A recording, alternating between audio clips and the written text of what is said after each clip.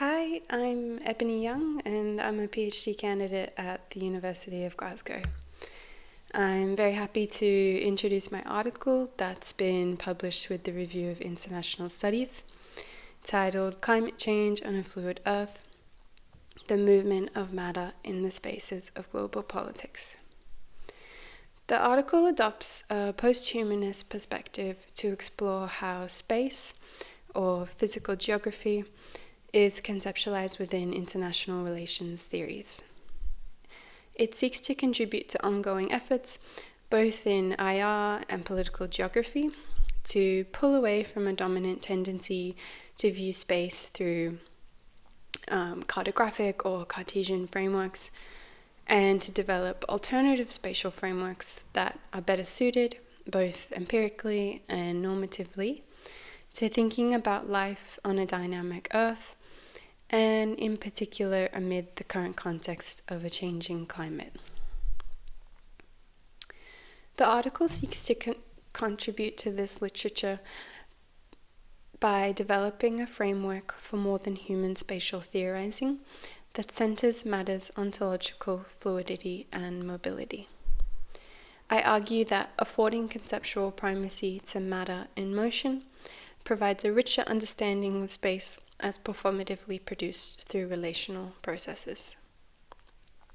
And my argument is premised on the view that while there is significant literature drawing out the relationality of more than human spaces and places, there is relatively less thinking and writing about more than human motion.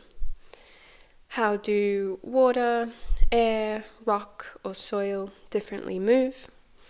And how do those movements and their interactions shape how worlds are constituted?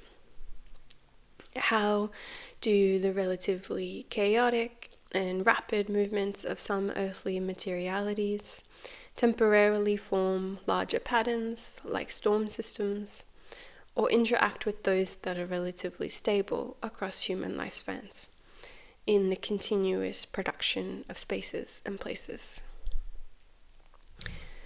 I build off this first argument on the value of turning attention to material fluidity to contend, secondly, that a spatial framework premised on motion is apt for understanding climate change and addressing some of its most significant political, ethical implications, from the unequal effects of climate change across place to the inevitable incongruencies between the realities of spatial impermanence and an international order premised largely on an ideal of spatial fixity.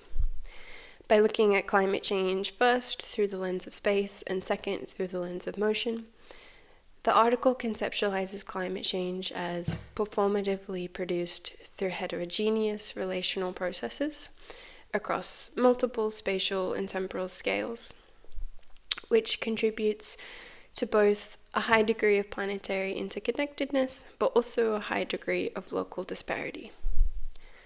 In advancing this approach, I seek to offer a framing for future research in IR that encourages or provides opportunities for more critical engagement with climate change, particularly when placed into conversation with the breadth of post-colonial, decolonial, and anti-colonial literature on topics like apocalypse, extinction, mobility, and climate change. I thank you for listening, reading, and engaging with the article, and I warmly welcome any feedback or comments, so please do reach out. Cheers.